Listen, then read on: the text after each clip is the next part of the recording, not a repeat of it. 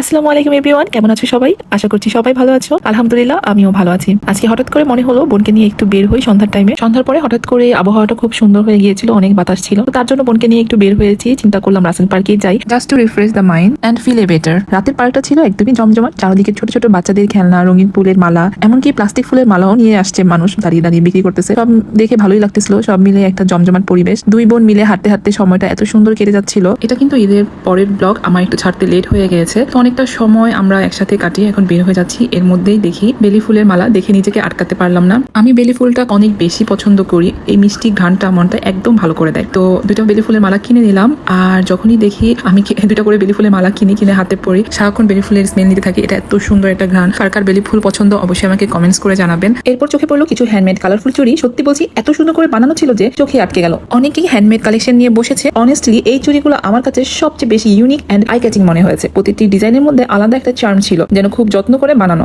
দুর্ভাগ্যবশত আমার হাতের সাইজে ছিল না, but still I could not stop admiring them. মনে হচ্ছিল যদি একটা হলেও নিতে পারতাম, কারণ এই ছোট ছোট জিনিসগুলোই তো মুড ইনস্ট্যান্টলি ভালো করে দেয়, রাইট? আর যে কোনো ওকেশনে পড়লে হঠাৎ করে ভালো লাগে, যেমন গায়ে হলুদ, মেহেদি রসম, এই টাইপের ওকেশনে এইসব চুড়ি হ্যান্ডমেড জিনিস অনেক ভালো যায়। রিংগুলো খুব সুন্দর ছিল, এগুলো ওরা নিজেরা তৈরি করেছে, আমার কাছে দেখতে অনেক ভালো লেগেছে। পছন্দের বেলি ফুলের মালা হাতে পরে হাঁটতে হাঁটতে চলে এসেছি ফ্রেন্ড কিচেনে। এখান থেকে আমি অর্ডার দিয়েছি ভেজিটেবল আর ফ্রাইড রাইস। তো ওদের এখানে ভেজিটেবল ফ্রাইড রাইসটা আমার কাছে খেতে অনেক ভালো লাগে। নারায়ণগঞ্জে ফ্রেন্ড কিচেনে বসে কার কার খাওয়া হয়েছে কমেন্টসের মাধ্যমে জানিয়ে দিবেন। তো আমরা যখন হাঁটতেছিলাম তখনই এই খাবারগুলো নিয়েছিলাম। সিপি থেকে বোনলেস চিকেন আর কাটসু চিকেন নিয়েছি, আর মোমো নিয়েছি। তো এখন ফ্রেন্ড কিচেনে এসে বসে খাচ্ছি। তো খাবারগুলো খুবই মজা ছিল, আমরা খুব ভালোভাবে এনজয় করতেছিলাম, দুই বোন মিলে অনেক গল্প করতেছিলাম। তো সুন্দর একটা সময় কাটিয়েছি, সন্ধ্যাটা খুবই ভালো লেগেছে। এখানে চিকেন কাটসু ফ্রাইটা খাচ্ছি, আর কাটসু ফ্রাইটা এত মজার ছিল, ওরা আমাকে বলতেছে এটা নতুন আইটেম, আপু নিয়ে যান, খেয়ে দেখেন ভালো লাগবে। খেতে খেতে এখানেই ভিডিওটি শেষ করছি। Everyone stay well and stay healthy. See you again in another vlog. Thank you for watching my video.